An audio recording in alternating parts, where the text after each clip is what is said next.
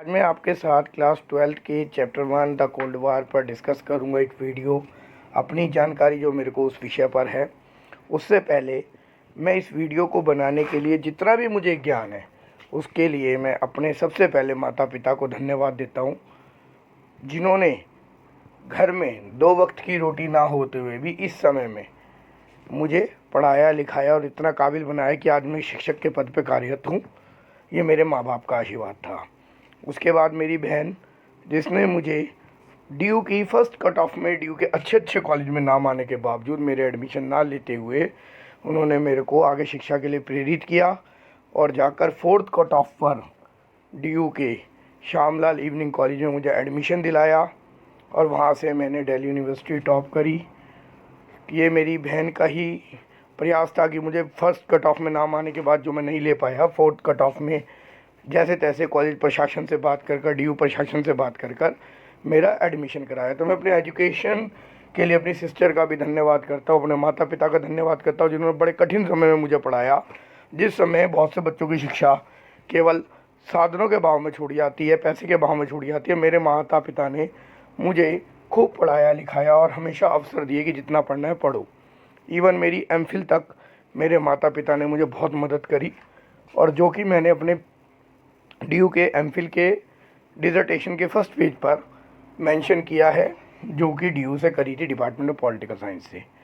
उस पर मैंने ये बात लिखी थी अपने धन्यवाद देते हुए कि मेरी ये स्थिति थी। उसके बाद भी मुझे ड्यू ने ये मौका दिया। धन्यवाद।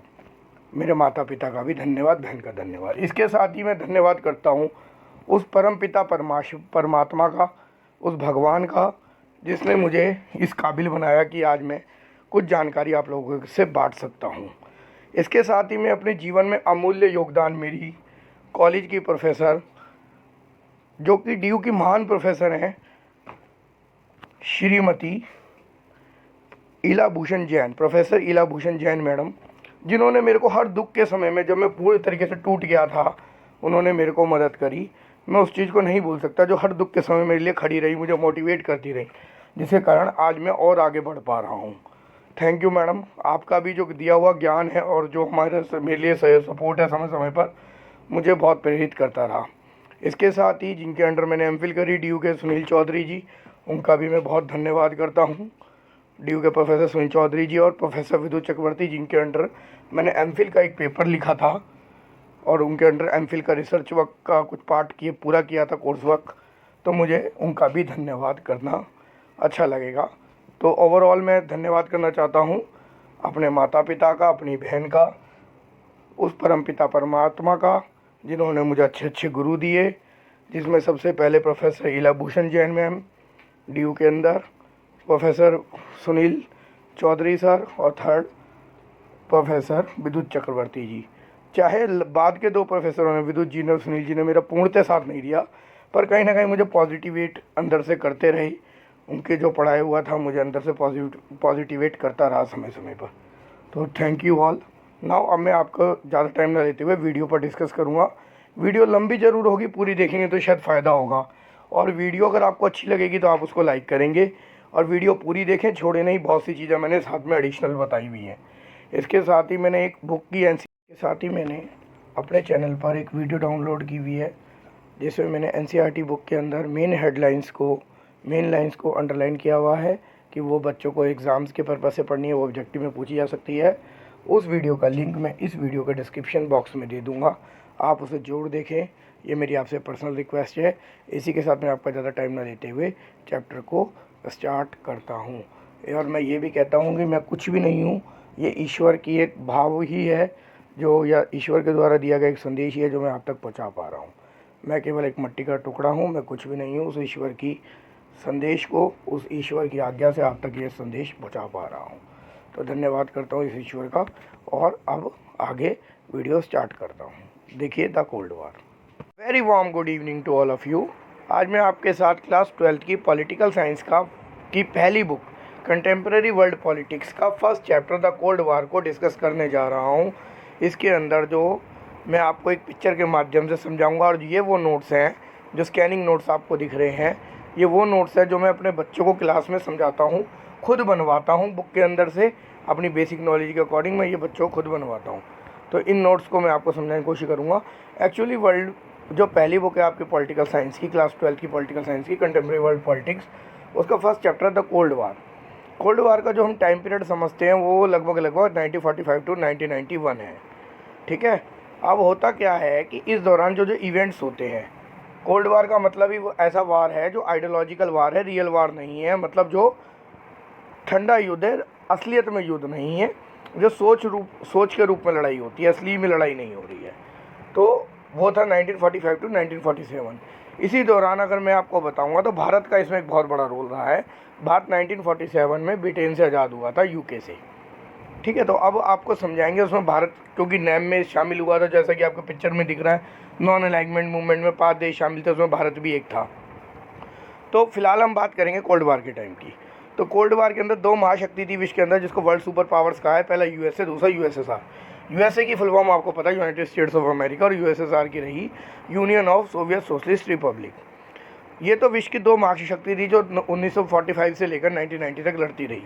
इसी दौरान क्या हुआ है, विश्व में जैसे भारत जैसे नए देश, मतलब भारत जैसे देश जो कि नए देश का मतलब है जो अभी अभी आज़ाद हुए थे। भारत जैसे देश जो अभी अभी आज़ाद हुए थे, किसी के चुंगल से छूटे थे, उपनिवेशवाद से छूटे थे, कॉलोनिज्म से छूटे थे, उन्होंने अपना एक ऑर्गेनाइजेशन बनाया जिसको नैम कहा गया, नॉन अलाइन्ड मूवमेंट।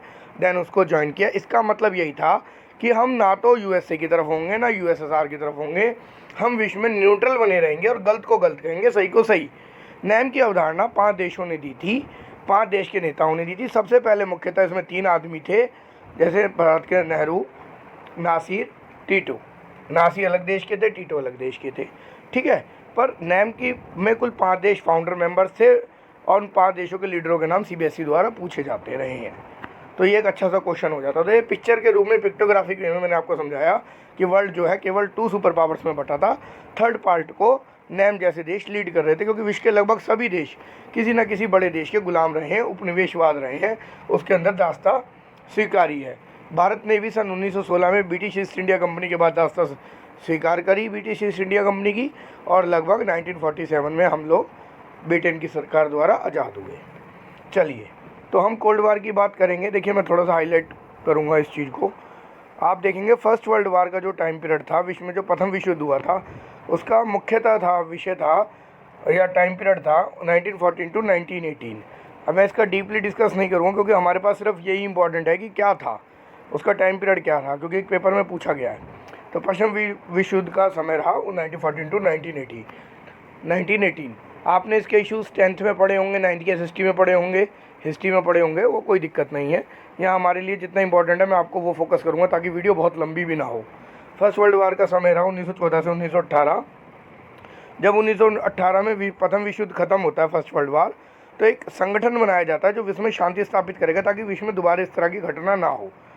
और वो संगठन जी आपका था लीग ऑफ नेशन। आप देख सकते हैं लीग ऑफ नेशन था। ठीक है जी, कौन सा था वो संगठन? League of nation. ये देखिए, मैंने हाइलाइटर कर रहा हूँ, लीग ऑफ नेशन दिख गया आपको। चलिए, इमीडिएट फिर दूसरा विश्व युद्ध हो जाता है 20 साल बाद, क्योंकि जिस काम के लिए लीग ऑफ नेशन की स्थापना की गई थी वो लीग ऑफ नेशन उस चीज़ को इस्टेब्लिश नहीं कर पाता और वो चीज़ ख़त्म हो जाती है। लीग ऑफ नेशन का ख़त्म है, क्योंकि लीग ऑफ नेशन में जो वर्चस्व था वो किसका था? आपका लीग ऑफ नेशन में वर्चस्व था अमेरिका का। तो अमेरिका जो उसको फंड करता था, और इसी वजह से हुआ क्या कि लीग ऑफ नेशन अपने कार्यों में ज़्यादा सफल नहीं रहा। द्वितीय विश्व युद्ध अब जब सफल नहीं रहा तो अगले 20 साल में दोबारा विश्व में युद्ध की स्थिति उत्पन्न हो जाती है। होती तो बहुत सारी घटनाएं आपने पढ़ी होंगी 10th में 9th में, पर हम मुख्यतः बात करेंगे कि क्या और क्या हुआ जो हमारे पॉलिटिकल साइंस से इम्पोर्टेंट है। 1939 में हुआ क्या जी? द्वितीय विश्व युद्ध या सेकेंड वर्ल्ड वार स्टार्ट हो गया, जिसका समय अंतराल था 1939 टू 1945। इसमें हुआ क्या, जब ये 1945 में विश्व युद्ध खत्म होता है तो इसके अंदर 2 संगठन बनाए जाते हैं विश्व के अंदर। पहला संगठन आपका था कि पहला संगठन था यूनाइटेड नेशन। अर्थात इसके बाद हुआ तो बहुत कुछ, पर इसी समय जब ये 1939 टू 45 में जब द्वितीय विश्व युद्ध खत्म होता है तो 1945 में ये धारणा रखी गई कि किस तरह विश्व में शांति स्थापित की जाए। जिस तरह पीछे लीग ऑफ नेशन की स्थापना की गई थी, उसी तरह 1945 में एक ऐसे संगठन की स्थापना महसूस की गई जो विश्व में शांति बनाए रखेगा। आप देख सकते हैं उसको यूएनओ कहा जाता है, जो आपकी बुक का 6 चैप्टर भी है, यूनाइटेड नेशन ऑर्गेनाइजेशन यानी संयुक्त राष्ट्र संघ। इसके ऊपर जिम्मेवारी दी गई कि आप ध्यान रखेंगे कि विश्व में कहीं ऐसी शांति का माहौल बनाए रहे और युद्ध के आसार ना हो। अगर युद्ध के आसार होते हैं तो आपको इनिशिएट लेकर यूएनओ को उसको शांति स्थापित करनी होगी। किसको? यूएनओ को।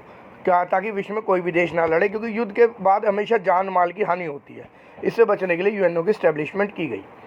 जब ये इस्टेब्लिश हुआ, क्या कहते हैं, यूएनओ, तो अब इसका काम था शांति स्थापित करना। पर हम द्वितीय विश्व युद्ध के बाद जब हम सुपर कोल्ड वार की बात कर रहे हैं कि शीत युद्ध हुआ, तो उसका समय लगभग आपको दिख रहा होगा, मेरे इसमें नोट्स में बनवाए हुए हैं जो मैंने अपने बच्चों को, ये नोट्स मैंने अपने बच्चों को अपनी क्लास में बनवाए हैं। उसका समय रहा 1945 टू 1991। तो 95 देखने में आ रहा है, पर ये 1945 है। मैंने थोड़ा वाइड करके दिखा दिया क्योंकि मैंने पिक्चर वगैरह बनवाई हुई है इस पेज पे बच्चों को। कोल्ड वार का समय पीरियड था 1945 टू 1991, अर्थात 1945 से 1991 तक ये युद्ध चला। और किसके बीच चला? ध्यान रखना, विश्व की 2 ही महाशक्ति थी, यूएसए और यूएसएसआर। ठीक है, विश्व में आज भी ये 2 महाशक्तियाँ एग्जिस्ट करती है। इसके अलावा बहुत सारे संगठन हैं, पर महाशक्ति के रूप में इन्हीं 2 को माना जाता है। अब आइए देखिए, आगे चलते हैं। मैं आपको समझाता हूँ। जब द्वितीय विश्व युद्ध चला तो पूरा वर्ल्ड 2 पार्ट में बट गया। एक पार्ट था एक्सिस पावर्स, जिसको मैं मेंशन कर रहा हूँ आपको, मैं हाईलाइट करके डिलीट कर दूंगा। पहला था एक्सिस पावर। एक्सिस पावर के अंदर विश्व के 3 देशों का ग्रुप बना, जहाँ पूरा विश्व 2 गुटों में बट गया था। एक गुट एक्सिस पावर था, यानी पूरा विश्व, all world are divided into 2 alliances and all world are divided into 2 superpowers, and one is Axis and second is Alliance. In the Axis power there are the 3 countries. कौन सी थी? Germany, Italy, Japan. ये तीनों बुरी तरह हारी थी द्वितीय विश्व युद्ध में। और अलायंस पावर में कौन सी थी, मैं आपको बताता हूँ। देखिए साफ साफ दिख रहा है, यूके यानी ब्रिटेन, दूसरा फ्रांस, तीसरा यूएसए, चौथा सोवियत यूनियन जो है, ये थोड़ा सा मिस्टेक लिखा गया, इसकी जगह था यूएसएसआर। क्या था? यूएसएसआर। सोवियत यूनियन की जगह ये यूएसएसआर था। ये 4 देश थे जो इसमें शामिल हुए थे अलायंस पावर में। ये जीते थे विश्व युद्ध को, द्वितीय विश्व युद्ध को यही लोग देश जीते थे। अर्थात अलायंस पावर ने एक्सिस पावर्स को हरा दिया था। यूके, फ्रांस, यूएसए और यूएसएसआर ने जर्मनी, इटली, जापान को हरा दिया था। अब हुआ क्या, देखिए मैं आपको दोबारा हाईलाइट करके दिखा रहा हूँ कि विश्व में ये जो 2 महान देश थे, कौन से? अमेरिका और यूएसएसआर, जिसको मैंने यूएसएसआर को सोवियत यूनियन लिखा है, बच्चे ने इसे फ्लूइड से चेंज कर रखा है, ये यूएसएसआर था। अमेरिका और यूएसएसआर के बीच ही पूरा कोल्ड वार चला है। ठीक है जी, ये ध्यान रखेंगे।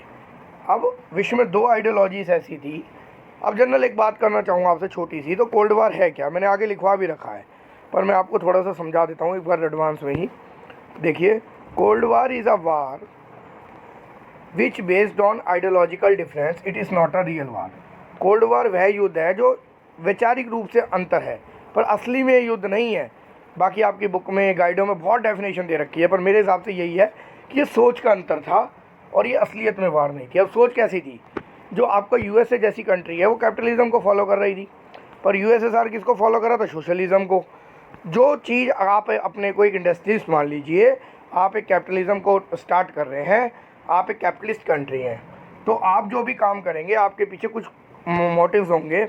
वो मोटिव्स क्या हैं? देखिए, आप करेंगे फ्री टैक्स पे काम। किस पे? Free tax. आप चाहेंगे जो मैं काम करूं मुझे सरकार टैक्स कम से कम लगाए और बहुत आसानी से करे। लिबर्टी पे काम करेंगे कि ज़्यादा से ज़्यादा सरकार के नियम लिबरल होने चाहिए ताकि मुझे दिक्कत ना आए, मुझे लिबर्टी मिलनी चाहिए ताकि मैं अपना बिजनेस जैसे चाहूँ जहाँ चाहूँ कर सकूँ। ईज़ ऑफ नॉर्म, सरकारी नियम आसान होने चाहिए, यानी कि इतने ज़्यादा प्रॉब्लम कर दे कि मुझे बिजनेस करने में प्रॉब्लम है। कभी पुलिस वाला रोक रहा है, कभी कस्टम वाला रोक रहा है, कभी टैक्स वाला रोक रहा है। आसान हो तो क्यों आप टैक्स नहीं भरेंगे? और दूसरा लिमिटेड लॉस, यानी सरकारी नियम बहुत ज़्यादा नहीं होने चाहिए, ईज़ ऑफ नॉर्म्स होने चाहिए। जैसे भारत में स्टार्टअप पॉलिसी के लिए भी स्टार्ट किया गया है। तो कैपिटलिज्म वाला चाहता है पर्सनल प्रॉफिट हर हालत में। Individual freedom, personal property and benefit, मतलब मैं आपको पढ़ा रहा हूँ, मैं किसी स्कूल में पढ़ाने जाता हूँ तो मेरे को इंडिविजुअल फ्रीडम है, मुझे क्या पढ़ाना है, मेरा अपना सब्जेक्ट है, मेरी पर्सनल लिबर्टी है, मैं क्या करना चाहता हूँ क्या नहीं, मेरी पर्सनल फ्रीडम, पर्सनल लिबर्टी है कि मैं पढ़ाना है नहीं पढ़ाना, ये मेरा डिसीजन है। प्लस पर्सनल प्रॉपर्टी वाला कॉन्सेप्ट है, अगर मैं पढ़ा रहा हूँ तो मुझे पैसा मिल रहा है उस पैसे को मेरे को कहाँ खर्च करना है मेरी मर्जी है, मैं अपनी प्राइवेट प्रॉपर्टी बना सकता हूँ। ये नहीं है कि मैं प्राइवेट प्रॉपर्टी ना रखूँ। कैपिटलिज्म के अंदर पर्सनल बेनिफिट होगा, पर्सनल प्रॉफिट होगा तो कोई व्यक्ति काम करेगा। जैसे आज आप और हम सब पैसे ओरिएंटेड काम कर रहे हैं क्योंकि सब हम कैपिटलिज्म की आइडियोलॉजी से बिलोंग करते हैं। और कैपिटलिज्म कौन फॉलो कर रहा है? यूएसए। इतना समझ आया? इसका एक छोटा सा एग्जांपल देख लो, प्राइवेट स्कूल और प्राइवेट हॉस्पिटल्स। प्राइवेट स्कूल अपने प्रॉफिट के लिए काम करता है, प्राइवेट हॉस्पिटल अपने प्रॉफिट के लिए काम करता है। आज देश का हर माँ बाप अपने बच्चे को प्राइवेट स्कूल में पढ़ा रहा है। उसके पीछे कारण क्या है? सीधी सीधी सी माँ बाप की आइडियोलॉजी है कि मैं अपने बच्चे को अच्छे से अच्छा बनाना चाहता हूँ। उसे पता है सरकारी स्कूल में टीचर व्हाट्सएप चला रहे हैं, सरकारी स्कूल के टीचर बच्चों पर ध्यान ही नहीं देते, मेरे बच्चे को बेस्ट फैसिलिटी नहीं मिल रही।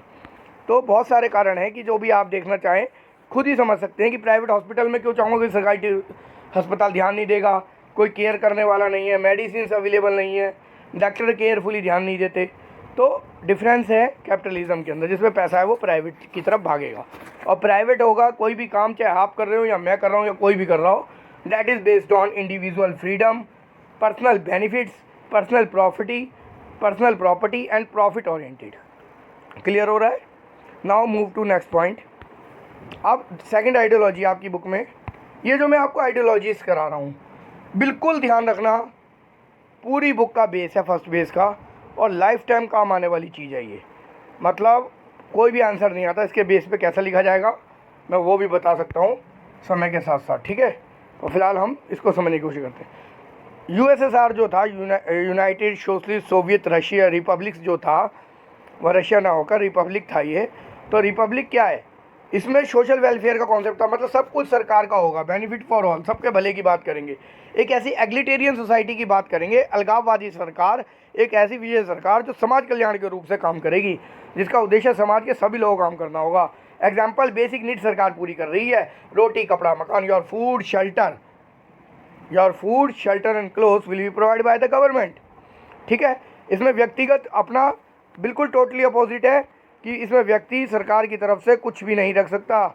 जैसे कि आप यहाँ पे प्राइवेट प्रॉपर्टी और प्राइवेट लिबर्टी की बात करते हो, सोशलिज्म में प्राइवेट प्रॉपर्टी कुछ नहीं है, सब कुछ सरकार का है, बस आप एक काम करने वाले हैं, ठीक है। You are the part of the government take your all responsibilities at their end. Example इसका ये सिस्टम फॉलो कर रहा था सोशलिज्म का यूएसएसआर, ठीक है। आजकल ये रशिया में भी चल रहा है सोशलिज्म का कॉन्सेप्ट, ठीक है। कम्युनिस्ट पार्टी होती है वो सब इसको डील करती है, सोशलिज्म के कॉन्सेप्ट पे चल रही है, समाजवाद, सबके भले की बात, no private property, all things honoured by the government and no personal benefit, work for all, equality among all, no freedom for anybody, freedom only to government. किसी को व्यक्तिगत स्वतंत्रता नहीं है, स्वतंत्रता किसको? सरकार को है। सरकार जो डिसाइड करेगी वो होगा। देखिए इसमें मैंने एग्जाम्पल लिखा है, सरकारी स्कूल और सरकारी हॉस्पिटल। सरकारी स्कूल और हॉस्पिटल खोलने के दो कारण होते हैं, ताकि समाज का एक गरीब वर्ग का बच्चा भी स्कूल में जाके शिक्षा ले सके। सरकार के एक गरीब वर्ग का, मतलब जनता में से एक गरीब वर्ग का बच्चा एक शिक्षा ले सके जाकर स्कूल में। जनता का में से गरीब बच्चा भी शिक्षा के साथ साथ अगर बीमार होता है, कोई जनता बेचारी बीमार होती है जो पैसे के भाव में इलाज ना करा पाए, तो वो सरकारी अस्पताल जाके इलाज करा सके। तो समाजवाद की तो भावना है क्या जो होता है सरकार को खोलने की। तो आपने लास्ट ईयर 11th में directive principle of state policy में स्टेट ड्यूटीज़ पढ़ा होगा, उसमें मैटरनिटी बेनिफिट वाला, मैटरनिटी फैसिलिटीज़ वाला पढ़ा होगा। तो आई होप इसमें आपको डाउट नहीं होगा, पर मैं आपको जनरली बता रहा हूँ। मेरे पॉलिटिकल साइंस बहुत जगह एक चीज़ से दूसरी जगह बहुत कनेक्टेड है, सिर्फ हमारा काम है बताना। मैं आपको पिछला भी रिमाइंड कर रहा हूँ, आगे भी। तो सोशलिज्म वाला किस चीज़ में जुड़ता है? गवर्नमेंट स्कूल्स और गवर्नमेंट हॉस्पिटल, सबके भले की बात करता है। प्राइवेट प्रॉपर्टी नहीं होगी, नो ओनरशिप ऑफ प्राइवेट, ठीक है, ownership only by the government, सरकारी ओनरशिप की बात करेंगे। ना वो आगे चलते हैं। What is cold war? ना आगे चलते हैं। What is cold war? मैंने आप सबको पहले ही बता दिया what is cold war. Cold war is a ideological war, ठीक है। Cold war is a war which based on ideological difference, it is not a real war. ये आइडियोलॉजिकल का अंतर है, मतलब कोई व्यक्ति हो सकता है उसके अंदर भले की भावना हो समाज के, उसको सोशलिज्म के कॉन्सेप्ट से देखता हो, मेरा क्या जा रहा है सबका भला हो। और एक व्यक्ति हो सकता है वो यही सोचता हो। नाउ मैं आपको डिस्कस कर रहा हूँ कोल्ड वार। अब कोल्ड वार में है क्या, आप समझिए मेरी बात को। कोल्ड वार की डेफिनेशन मैं आपको बता रहा हूँ। Cold war is a war which is based on ideological difference, it is not a real war. Cold वार एक वैसी वार है, ऐसी वार है जो कि आइडियोलॉजिकल डिफरेंस है, ये रियल वार नहीं है। इसका मैंने एग्जांपल दिया आपको कि आज की डेट में एक आदमी हो सकता है समाज कल्याण के उद्देश्य से काम कर रहा हो, दूसरा पूंजीवाद के उद्देश्य से काम कर रहा हो। कैपिटलिज्म को पूंजीवाद कहते हैं, मतलब वो प्रॉफिट के लिए ही काम कर रहा हो, एक समाज कल्याण के लिए भी काम करता है। तो डिफरेंस क्या है कोल्ड वार का? ये असलियत में नहीं होती, ये सिर्फ सोच का अंतर है। जैसे पॉजिटिव और negative way, just like that आप कैपिटलिज्म को फॉलो कर रहे हैं, सोशलिज्म को, ठीक है। प्राइवेट बिजनेस होगा तो कैपिटलिज्म, और समाज कल्याण के उससे काम करने रहे सरकार कर रही है तो सोशलिज्म। अब आते हैं हम, जब हमने अपनी वीडियो में देखिए जो पहला पिक्टोग्राफिक बनाया था, मैंने एक पिक्चर के रूप में दिखाया था, थर्ड पार्ट बनाया था ना, नैम यानी नॉन अलाइनमेंट मूवमेंट। तो नैम के बारे में मैंने अपने बच्चों को क्लास में नोट्स बनवाए थे, आपके लिए स्पेशल ये नोट्स हैं। क्या है नैम? नैम को देखिए बड़े ध्यान से जो मैं बना रहा हूँ। NAM started at Bangladesh. NAM जो है पहले इसकी फुल फॉर्म है नॉन अलाइनमेंट मूवमेंट। क्या है? Non alignment movement. नैम की पहले फुल फॉर्म क्या है? नॉन अलाइन मूवमेंट, यानी गुट निरपेक्ष आंदोलन। क्या है? गुट निरपेक्ष आंदोलन। इस गुट निरपेक्ष आंदोलन की क्या विशेषता है मैं आपको जो समझाता हूँ। अगर आप इसके बारे में लिखें तो इसका पहला संगठन हुआ, स्टार्ट कब हुआ? 1961 में इसकी फर्स्ट कॉन्फ्रेंस हुई थी, और इंडिया ने ही नैम को विचारधारा तो दी, पर इसका पहला संगठन कब हुआ? कॉन्फ्रेंस जो थी 1961 में। कब हुई? 1961। क्लियर हो गया आई होप। अब मैं इसमें आगे चलता हूँ। अब एक और फुल फॉर्म आपसे पेपर में पूछी जाती रही है, जो कि है right the full form of NIEO. NIEO क्या है? NIEO is known as new international economic order, अर्थात जो नैम के मेंबर्स थे उन्होंने विश्व में नई अंतर्राष्ट्रीय आर्थिक व्यवस्था बनाई। इस व्यवस्था को बनाने के पीछे उनका क्या कारण था कि अब वो देश आज़ाद हुए हैं, वो दोबारा से यूएसएसआर के चुंगल में ना फंसें, अपनी अर्थव्यवस्था को खुद दोबारा से मेंटेन करें, अपनी अर्थव्यवस्था अपने अनुसार बनाएं, आपस में सहयोग करें। ठीक है। नाउ अब मैंने नियो के बारे में और कुछ भी लिखवाया है, देखिए थोड़ा सा समझाता हूँ आपको।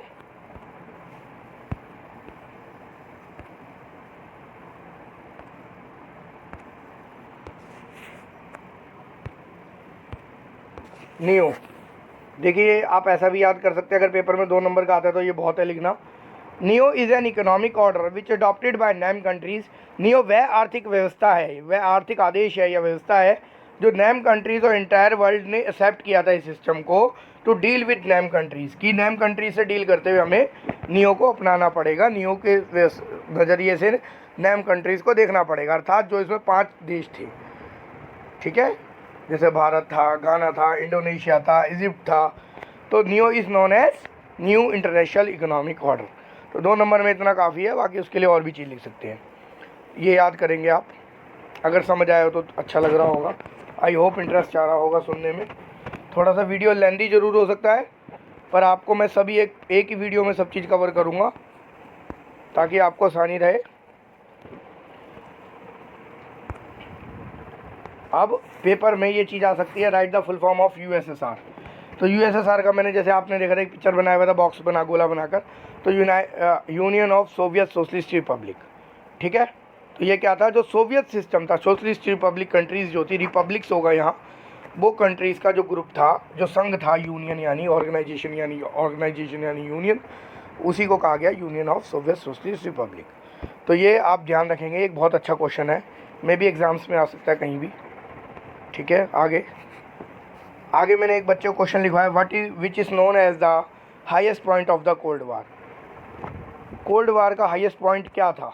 ठीक है, मतलब ऐसी कौन सी घटना थी जिसके वजह से जो विश्व युद्ध है बहुत आगे तक बढ़ सकता था, मतलब थर्ड वर्ल्ड होने की संभावना थी, कोल्ड वार से हॉट वार में कन्वर्ट हो जाता। तो that is called the Cuban missile crisis. जैसा कि आपको पता है, क्यूबा एक छोटा सा टापू है। क्यूबा यूएसएसआर ने क्यूबा से दोस्ती कर ली थी और क्यूबा के पास मिसाइलें रख दी थी अमेरिका की तरफ डायरेक्शन कर। और अमेरिका को जब पता लगा तो अमेरिका ने सबसे पहले क्यूबा से कहा इसको हटा ले, नहीं तो इसके चक्कर में तू मारा जाएगा। और क्यूबा के जो प्रेसिडेंट थे उन्होंने तुरंत उसको वहाँ से अब उन मिसाइलों को हटवाया, और उसका आउटपुट क्या आता है जी आपके सामने है कि वो यूएसएसआर को वो मिसाइलें वापस कर देता है कि भाई मुझे नहीं रखना, और क्यूबा सेफ हो जाता है। इन केस अगर क्यूबा ना मानता तो now the cold war convert into the hot war, और वो असली युद्ध में कन्वर्ट हो जाती। आई होप आप मेरा पॉइंट समझ रहे होंगे। It is known as the Cuban missile crisis. थोड़ा सा जब आप बुक से डील करेंगे तो आपको निकिता क्रुश्चेव का नाम मिलेगा, जॉन कैनेडी का नाम मिलेगा। आपको क्लियर होना चाहिए जॉन कैनेडी जो है अमेरिका के ही होंगे, निकिता क्रुश्चेव होंगे। तो प्रधानमंत्री के नाम से ज़्यादा आपको इंसिडेंट याद होना चाहिए। और आप और मोर डिटेल के लिए एक बार एनसीईआरटी रेफर जो करें, किसी भी यूट्यूब चैनल के नोट्स या कुछ पढ़ने की जगह आप एनसीईआरटी को भगवान समझकर जो पढ़ें, एनसीईआरटी इज़ बेस्ट। और पहले चैप्टर को बिल्कुल ना छोड़े, I request you. Cold war के दौरान क्या क्या हुआ था विश्व में, जो दो सुपर पावर्स थी यूएसए और यूएसएसआर, इन्होंने कुछ ऑर्गेनाइजेशंस बनाए थे। क्या थे? एक नाटो बनाया था, एक यूएसएसआर था। यूएसए ने क्या किया, यूएसए ने नाटो नाम का ऑर्गेनाइजेशन बनाया जिसका कॉन्सेप्ट था one two all, all for one. अगर एक पे हमला होता है तो सब पे हमला माना जाएगा, और सब पे हमला होता है तो एक पे माना जाएगा। नाटो की फुल फॉर्म रही है, जैसे कि आपको इसमें दिख भी रहा होगा, थोड़ा सा आगे है, मैं थोड़ा सा इसे ऊपर ले जाता हूँ, नॉर्थ अटलांटिक ट्रीटी ऑर्गेनाइजेशन। आपको इसको बुक के अंदर 4 अप्रैल 1949 दे रखा है, पर सीबीएसई की कीस में 9 अप्रैल 1949 भी आता है। पेपर के अंदर आता है तो आप अपना दोनों पॉइंट को मार्कआउट कर सकते हैं, 4 अप्रैल और 1949 दोनों। ठीक है, वैसे 9 अप्रैल 1949 इज़ द बेस्ट आंसर। इसकी अवधारणा दी गई थी 4 अप्रैल को, बना था 9 अप्रैल 1949 को। इसी तरह जो दूसरा संगठन था यूएसएसआर, इसने 2 ऑर्गेनाइजेशन छोटे छोटे बनाए। अच्छा, जो नाटो था ना, मिलिट्री पैक्ट था एक तरीके का, मतलब सैनिक संगठन था यूएसए का, पर यूएसएसआर ने एक संगठन बनाया, और यूएसएसआर ने जो संगठन बनाया उसका नाम था वारसा। क्या था? वारसा।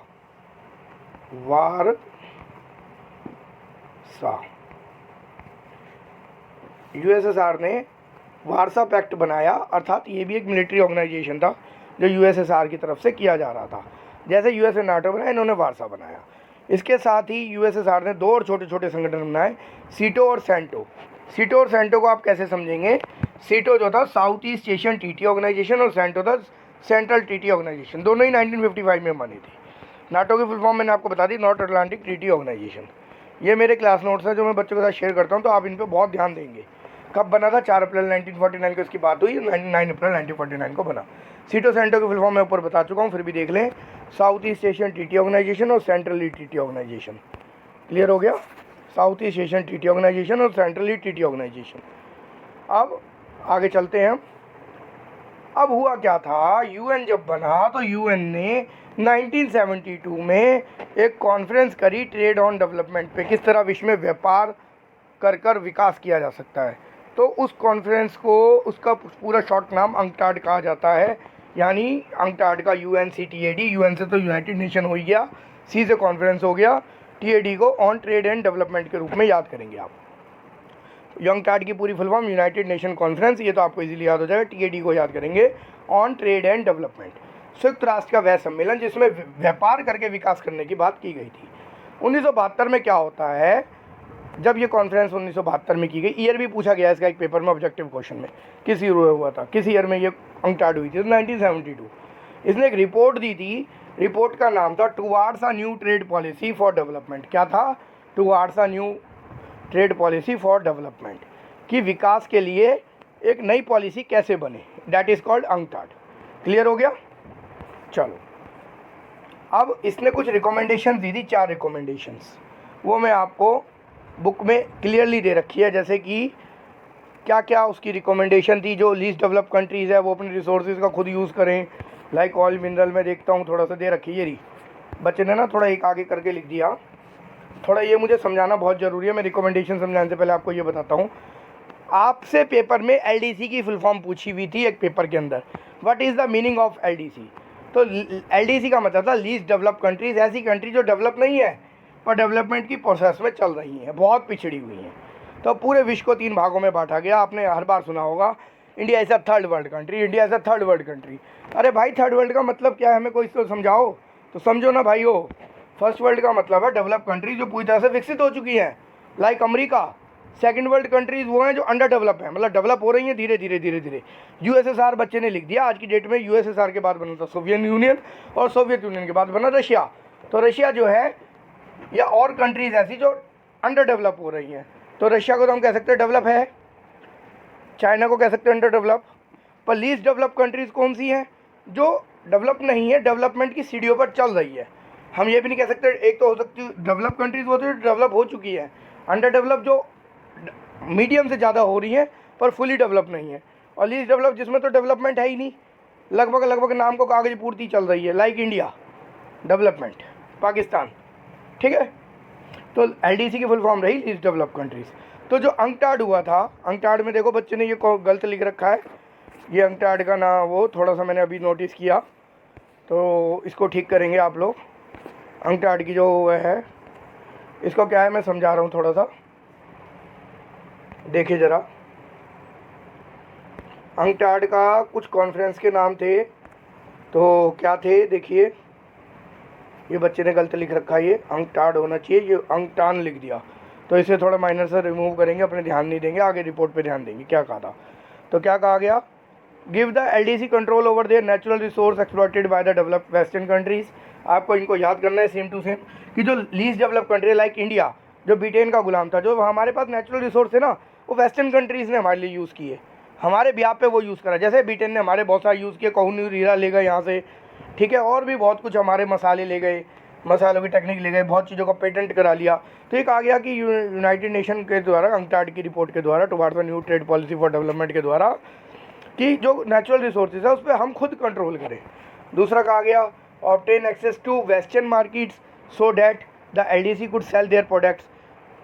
जो लीस्ट डेवलप कंट्रीज़ है लाइक इंडिया और छोटी छोटी कंट्री जो लीस्ट डेवलप कंट्रीज़ हैं, जो विश्व में अभी पूरी तरह से विकसित नहीं है, उनको वेस्टर्न मार्केट का एक्सेस दे दो भाई, ताकि वो अपना प्रोडक्ट बेच सके, and therefore make trade more beneficial for the poor country, और ये जो गरीब कंट्री है इनको ज़्यादा बेनिफिट मिल सके।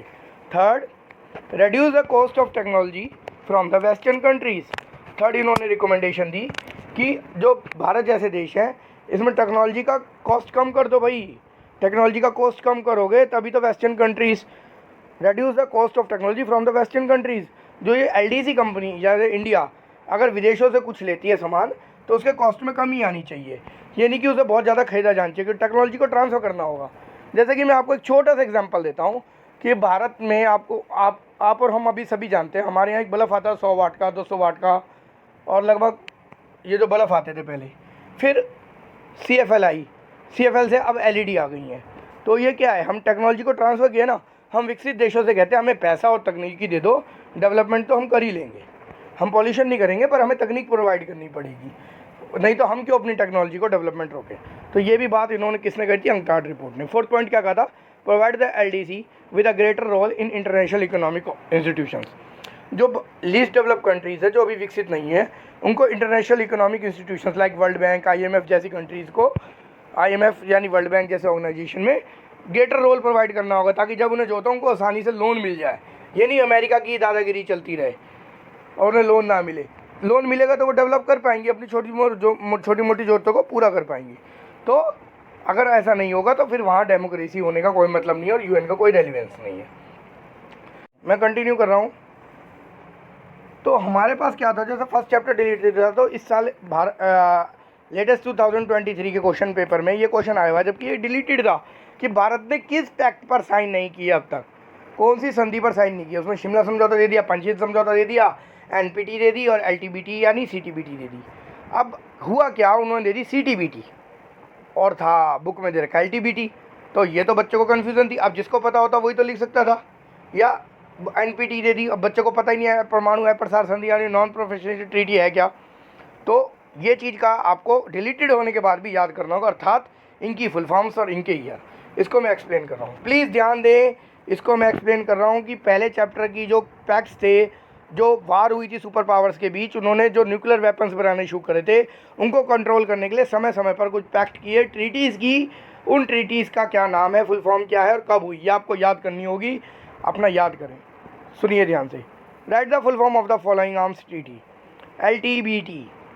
LTBT का नाम था, फुल फॉर्म थी लिमिटेड टेस्ट बैंड ट्रीटी। इसी को CTBT के नाम से भी जाना जाता है, अर्थात कंप्रेसिव टेस्ट बैंड ट्रीटी। कब हुई थी, 1963 में। ध्यान रखना, भारत 1947 में आज़ाद हुआ था, उसको सोचते हुए सब कुछ चलना। और कोल्ड वार का टाइम पीरियड भी ध्यान रखना, 1945 टू 1991। तो उस दौरान क्या हो रहा है, सब कुछ सोचते हुए, उसको माइंड करते हुए फिर चलना। सेकंड, NPT, अर्थात न्यूक्लियर नहीं है इसमें, NPT है केवल, ये थोड़ा मिस्टेक लगी हुई है, इसको आप डिलीट कर देंगे न्यूक्लियर को, ठीक है ना। NPT का मतलब था नॉन प्रोफेशनल ट्रीटी, अर्थात ये हुई थी 1968 में। फुल फॉर्म एनपीटी की बताई, non professional treaty, non proliferation treaty NPT, और ये कब हुई थी 1968। इसमें बताया गया कि भारत जैसे जो देश हैं, भारत के लिए क्या है, ज़बरदस्ती ये संधि थोपी गई थी, ये कॉन्ट्रैक्ट, मतलब भले ही भारत आज़ाद हुआ हो पर भारत को भी दिया गया पूरे विश्व के साथ साथ इन दो देशों के अलावा भारत के ऊपर भी ये संधि थोपी गई थी कि तुम अपनी परमाणु परीक्षण नहीं करोगे। परमाणु अप्रसार संधि इसे हिंदी में कहा जाता है, जिसे प्रोलिफरेशन कहा जाता है, प्रोलिफरेशन। भारत क्यों नहीं करेगा भाई परमाणु अप्रसार? हमने 1974 में पहले परमाणु परीक्षण कर लिया था, 1978 में ऑफिशियली कर लिया था, तो हम क्यों नहीं करेंगे? तो भारत ने आज तक इस पर साइन नहीं किया, और लास्ट ईयर ये बोर्ड का क्वेश्चन था, ध्यान रखना, लास्ट ईयर, जबकि चैप्टर 1 डिलीटेड था। यकीन ना हो तो आप क्वेश्चन पेपर को देख सकते हैं अच्छे से, ठीक है। आगे आगे नेक्स्ट एक हुआ था साल्ट 1, उसकी साल्ट की फुल फॉर्म थी, साल्ट के 2 सम्मेलन हुए थे, फर्स्ट और सेकंड। जब पहला फेल हो गया कुछ दिनों बाद तो दूसरा करना पड़ा। तो इनकी फुल फॉर्म क्या थी साल्ट की? Strategic arm limitation task, strategy बना के आर्म्स को लिमिटेड करेंगे। तो सबसे पहले हुआ था 1971, पर इसका कोई परिणाम नहीं दिखा, तो साल्ट दूसरा करना पड़ा, वही साल्ट की again full form strategic arm limitation task second 1979 में हुआ था, ठीक है। पर यह भी फेल हो गया, ये भी आगे ज़्यादा दिन नहीं चला। दोबारा इन्होंने एक कॉन्फ्रेंस करी, दोबारा अपना ट्रीटी करी, पैक्ट करी 1991 में। ध्यान रखना ये समय ग्लोबलाइजेशन का आ गया 1991। तो स्टार्ट 1 और स्टार्ट 2, अगेन स्टार्ट क्या था, एक स्टार्ट का 1 स्टार्ट की पहली कॉन्फ्रेंस, स्टार्ट 2 यानी स्टार्ट की सेकंड कॉन्फ्रेंस या सेकंड ट्रीटी। स्टार्ट 1 क्या हुआ था, इसकी फुल फॉर्म क्या, स्टार्ट की strategic arm reduction treaty. Strategy बना के जो आर्म्स है उनको धीरे धीरे कम करेंगे, कुछ हथियार अमेरिका कम करेगा, कुछ यूएसए कम करेगा, पर असलियत में दोनों कम कर ही नहीं रहे थे। 1991 में पैक्ट करने के बाद ये फेल हो गया, दोनों को पता लगा भाई वो भी कम नहीं कर रहा, वो भी कम नहीं कर रहा। यूएसए देख रहा है अमेरिका, यूएसए देख रहा है यूएसएसआर बना रहा है भी आर्म्स, यूएसएसआर देख रहा है अमेरिका बना रहा है, तो ये भी ज़्यादा सक्सेसफुल नहीं रहा। होता क्या है 1993 में दोबारा दोनों देश बैठते यूएसए यूएसएसआर, और फिर दोबारा एक पैक्ट करते हैं start second, strategic arm limitation treaty, एक संधि फिर कर लेते हैं कॉन्फ्रेंस और एक तरीके से पैक्ट 1993 में। इसके अलावा भी जैसे बायोलॉजिकल वेपन्स ट्रीटीज़ हुई, केमिकल वेपन्स ट्रीटीज़ हुई, पर वो डिलीटेड है, तो इतना डीप में जाने की जरूरत नहीं है। जो बच्चे यूपीएससी वगैरह की तैयारी करते हैं, या जो बच्चे आगे कॉम्पिटिटिव पीसीएस वगैरह की तैयारी करते हैं, या आप जब ग्रेजुएशन में जाएंगे तो आपको न्यूक्लियर पॉलिसी ऑफ इंडिया पढ़ेंगे तो उसमें काम आएगा, पर यहाँ हमारे लिए इतना बहुत है। अब इसमें एक बात बताता हूँ, जैसे यूएसए और यूएसएसआर था, ये इस चैप्टर का लास्ट क्वेश्चन है मेरी तरफ से, लास्ट पॉइंट जो मैं डिस्कस कर रहा हूँ। जो यूएसए और यूएसएसआर था उसके लिए बहुत बड़ा काम क्या था, समझिए मेरी बात को। जैसे यूएसए, ब्रिटेन ने हम ब्रिटेन के चुंगल में चले गए थे, और ब्रिटेन ने जब हमारे ऊपर कब्जा किया तो उसने हमारा बहुत कुछ यूज़ किया, हमारे नेचुरल रिसोर्स यूज़ करे, क्या किए।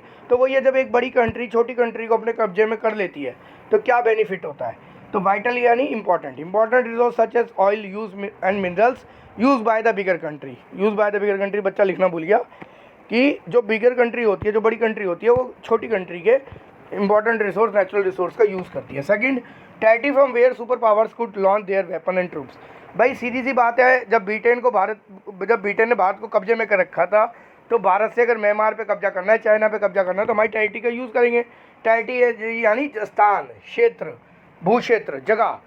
Third, location from where they could spy on each other and so on, मतलब एक जगह मिल जाती है दूसरे देश में अटैक करने के लिए और दूसरे देश तक जाने के लिए, उस जगह का यूज़ भी मिल जाता है कि आप उस देश की जगह को यूज़ कर सकते हैं अगर वो आपके कब्जे में है या आपकी बात मानता है। जैसे आपके घर के बाद जो 3 घर बाद है और उससे आपकी दुश्मनी है, पर जिससे दुश्मनी है उसका पड़ोसी आपका दोस्त है, तो आप अपने घर से ईंट फेंक के मारोगे तो टाइम लगेगा और इतनी दूर हो सकता है ना भी जाए, पर अगर पड़ोसी के घर पे जाके उसके ईंट बजाओगे तो उसके जरूर लगेगी। तो क्या होता है, इस तरह की लोकेशंस इजीली अवेलेबल हो जाती है मित्रता करने के लिए भी और उसकी जगह का बेनिफिशियल यूज़ करने के लिए भी। जैसे क्या हुआ था ब्रिटेन में, तो ब्रिटेन के लोग जितनी मिलिट्री एक्सरसाइज करते थे, जो डेंजरस मिलिट्री एक्सरसाइज होती थी, वो भारत में आके करते थे, क्योंकि उन्हें पता होता था जो न्यूक्लियर इम्पैक्ट पड़ेगा, कुछ पड़ेगा, वो भारत के अंदर पड़ेगा, बाहर नहीं पड़ेगा। वो अपनी जगह को सेफ रखते थे, ठीक है। तो लोकेशंस का एक दूसरे का यूज़ करते हैं, स्पाई यानी उड़ना। Fourth point, economic support in that many small allies together could help pay for military expense. जब छोटे देश को अपने कब्जे में कर लेंगे तो उसके मिलिट्री एक्सपेंस को कंट्रोल करेंगे, मिलिट्री एक्सपेंस देंगे उसको, कि भाई जो तुम्हारी आर्मी पे खर्चा हो रहा है वो मुझसे ले लो, कोई दिक्कत नहीं है, तो और ये तुम्हारी आर्मी मेरे लिए काम करेगी, तो उसको तो बेनिफिट हो ही रहा है।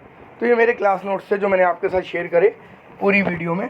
आप इस पूरी वीडियो को अच्छे से पढ़िएगा, इस वीडियो को ध्यान से देखिएगा। जिन्होंने पूरी वीडियो देखी हो, उनको ज़रा से भी अच्छा लगा हो तो मेरे वीडियो को लाइक करें, चैनल को सब्सक्राइब कर दें और बच्चों को भेजें, क्योंकि इस चैप्टर में मैंने पूरा बेसिक बता दिया। आगे जब मैं चैप्टर 2 बताऊँगा, चैप्टर 3 बताऊँगा, तो बताऊँगा इन पॉइंटों को कैसे यूज़ करना है समय समय पे। तो वीडियो पूरी देखें, काट काट के ना देखें, और वीडियो को लाइक करें और 12वीं के और बच्चों को भी शेयर करें। आपको जैसी भी वीडियो लगी हो प्लीज़ कमेंट में मुझे बताएं। Thank you for your patience is giving your valuable time to me for watching this video. Thank you to all, god bless you, and I hope आपने बहुत अच्छी इन्फॉर्मेशन गेटिंग करी होगी जो कि मेरे पास थी। थैंक यू टू ऑल, और थैंक यू इस बच्चे का भी जिस बच्चे ने मुझे अपने क्लास के नोट्स भेजे जो मैंने उसे बनवाए थे।